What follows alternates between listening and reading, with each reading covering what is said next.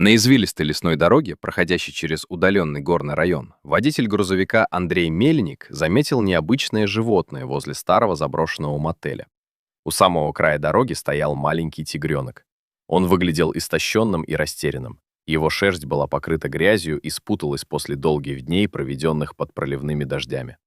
Несмотря на шум двигателя, детеныш не убежал. Он лишь осторожно отошел на несколько шагов и спрятался под навесом полуразрушенного здания. Андрей сразу понял, что с животным что-то не так. Тигренок двигался медленно, выглядел ослабленным и постоянно искал воду среди луж. Поблизости не было заметно следов взрослого тигра, а местные жители рассказали, что уже несколько ночей слышали жалобные звуки, доносившиеся из леса. Осознав, что детеныш не сможет выжить самостоятельно, водитель связался с ближайшим центром спасения диких животных и остался ждать специалистов. Через несколько часов на место прибыли сотрудники центра вместе с ветеринаром. Осмотр показал, что тигренок сильно истощен и переохлажден. Несколько дней без защиты и нормального питания серьезно сказались на его состоянии. Спасатели осторожно завернули малыша в теплое покрывало и доставили в реабилитационный центр. Во время обследования выяснилось, что подушечки его лап повреждены из-за долгих переходов по камням и твердому грунту. Тигренку дали кличку Гром. Первые дни в новом месте он почти не двигался и слабо реагировал на происходящее вокруг. Чтобы не допустить привыкания к людям, сотрудники центра свели контакты к минимуму. За животным наблюдали через камеры, а корм передавали через специальные кормушки. Постепенно состояние Грома начало улучшаться. Через несколько недель он стал увереннее вставать на лапы и больше двигаться по вольеру. Для развития природных навыков специалисты разместили внутри бревна, кустарники и различные препятствия.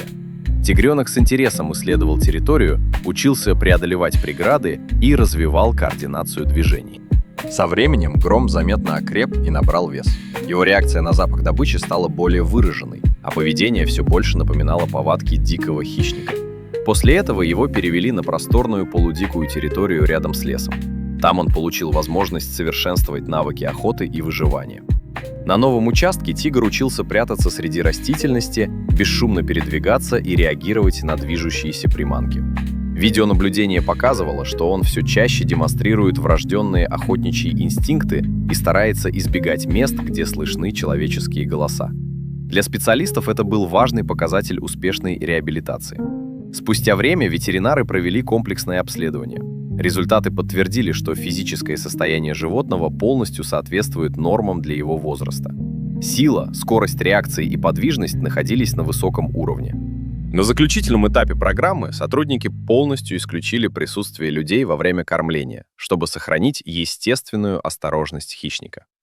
Наблюдения показали, что Гром ведет себя как настоящий дикий тигр. Он предпочитал активность в сумерках и ночью, избегал посторонних запахов и не проявлял интереса к человеку. Именно такие качества необходимы для самостоятельной жизни в природе. После долгой подготовки специалисты выбрали для выпуска удаленный лесной район, расположенный вдали от населенных пунктов и дорог. Там животное сможет жить в естественной среде и не сталкиваться с человеческой деятельностью. Так маленький тигренок, который когда-то прятался под крышей заброшенного мотеля, спасаясь от непогоды и голода, превратился в сильного и самостоятельного хищника. Благодаря своевременной помощи и многомесячной работе специалистов он получил шанс вернуться туда, где ему и место — в дикую природу.